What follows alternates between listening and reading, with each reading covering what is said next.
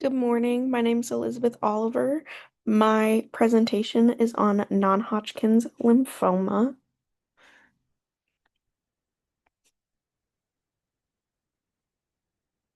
So, just as an introduction, non-Hodgkin's lymphoma is a it affects the lymphatic system of the body. It affects places such as the lymph nodes and vessels, tonsils, spleen, bone marrow, and more. There are many different subgroups to this type of non-Hodgkin's lymphoma. A majority of them originate in the lymphocytes where the DNA is changed to multiply rapidly. There are two types of these cells where they begin, B cells and T cells. Uh, B cells are types of cells that fight infection, and T cells kill foreign invaders. Most common is the B cells, which includes diffused large B cell lymphoma, follicular lymphoma, mantle cell lymphoma, and Burkitt's lymphoma. When it derives from T cells, it can cause peripheral T cell lymphoma, cutaneous T cell lymphoma, and treatment for this type of cancer is determined whether non-Hodgkin's lymphoma arises from the B cells or T cells. Um, Today, we're mainly going to focus on the B cell side of non-Hodgkin's lymphoma. So, the epidemiology, major risk factors that play into non-Hodgkin's lymphoma, uh, there becomes a significantly higher chance of developing this disease when people are on medications that affect the immune system, and it raises the risk significantly higher than others. Also, infections such as HIV and Epstein-Barr virus have also been linked to the increase in non-Hodgkin's lymphoma. Um, a big thing is environmental factors, so chemicals and stuff like that, such as weed killers, insect killers, increase these risks. There's a big lawsuit right now for Roundup for causing non-Hodgkin's lymphoma. And older age also plays into it. The older you are, the more exposure you have. It's typically diagnosed in more older people, 65 and above. Uh, this is also, though, a common cancer among children and young adults. Um, and unfortunately, there is no real way to prevent it. More men in life are affected than women each year, showing about 1 in 44 men will get non-Hodgkin's lymphoma and about 1 in 54 women. Incident rates for it has declined to about 1%, or has declined about 1% since 2015, and the death rate has decreased by 2% from 2013 to 2022. Continuing on, non-Hodgkin's lymphoma, it's a more common cancer in more developed countries such as the United States and Europe. And it has a demographic that ex mainly uh, affects more young white men than any other demographic. Family history does also play a part in it, showing that if a relative, such as parents, sibling, children, are diagnosed with this disease, and it can increase the chances of developing non-Hodgkin's lymphoma. So symptoms that come with it, symptoms that prompt people to usually go see a doctor, are typically swollen lymph nodes within the neck, armpits, groin area. Um, a lot of people also experience stomach pain and swelling, as well as chest pains that come with a consistent cough or trouble breathing.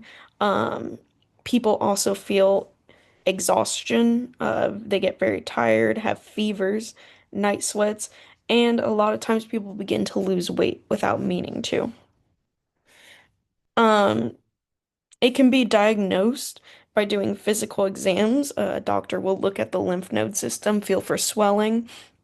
And with this, they also check the liver and spleen because swelling can also affect these areas and indicate non-Hodgkin's lymphoma. Blood and urine tests are also used because they help rule out other infections, cancers, and all that good stuff within the body to make sure that the right thing's being diagnosed.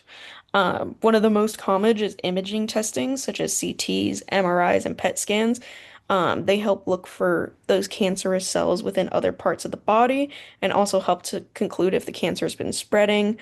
Uh, Biopsies is the most common for non-Hodgkin's lymphoma.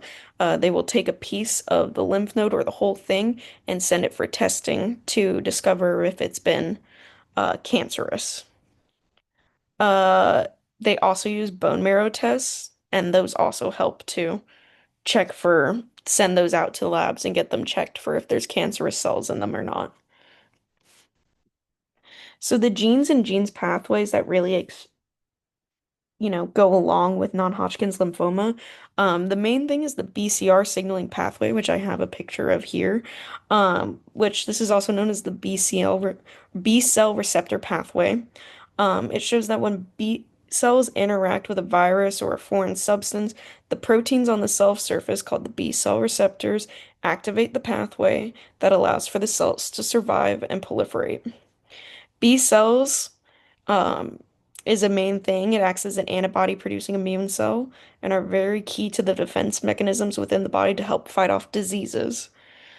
A mutation in this pathway, such as the CD79B mutation, shows that it can raise the amount of B cells that are on the cell surface, um, and help block the process that would originally turn off that pathway.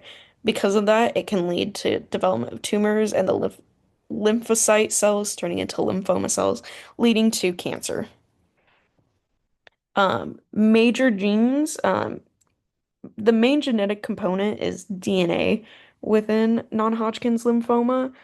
Changes in the DNA changes those lymphocytes to lymphoma cells.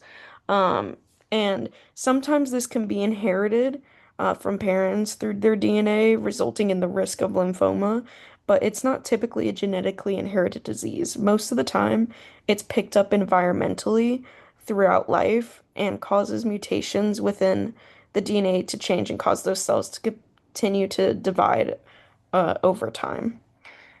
Stopping things, some things such as chemicals, radiation, infections, all contribute to the development of non-Hodgkin's lymphoma. Some gene changes that can cause B cell lymphoma would be the exchange of DNA between chromosomes 14 and 18.